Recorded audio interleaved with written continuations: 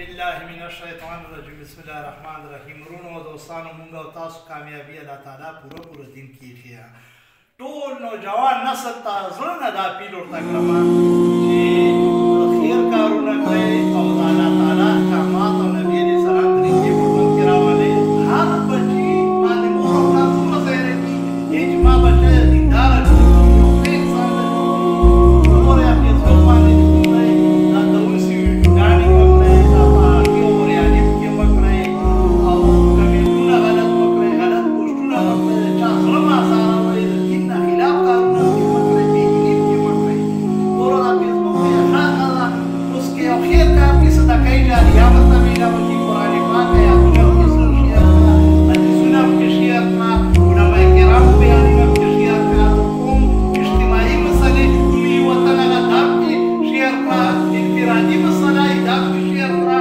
ګورئ بله ورځ یې غټه لیوه دا بیان یې وکړي، ګوره دا صدقه جاریه ده. که ښه کارونه فیسبوک باندې شیر کړه نو تا ته به په قبر کې مې ثواب میلاوه کېږي. دلته ښه عمل خلک وکړه او که د اوس شی نه شیر کوله که نه نو دا ګناه جاریه ده، په قبر کې به ورته ګناه میلاوه کېږي. ټول نوجوان نسل ته زړونه اپیل کوم د خپلو بچو غوندې چې د الله په احکاماتو راشئ، نبي علیه السلام په طریقه یې چې روژه ولګوئ، چې دا دین زده کړئ، پنځه وخته په جمع سره لمونځ کوئ.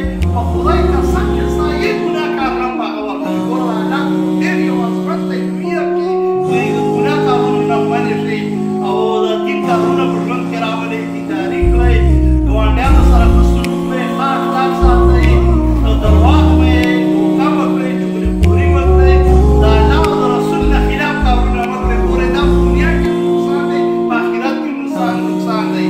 اخري په دغه شعر باندې به دا خبره کړمه خلاصه کړمه. د کعبې دننه هر سړی ولي د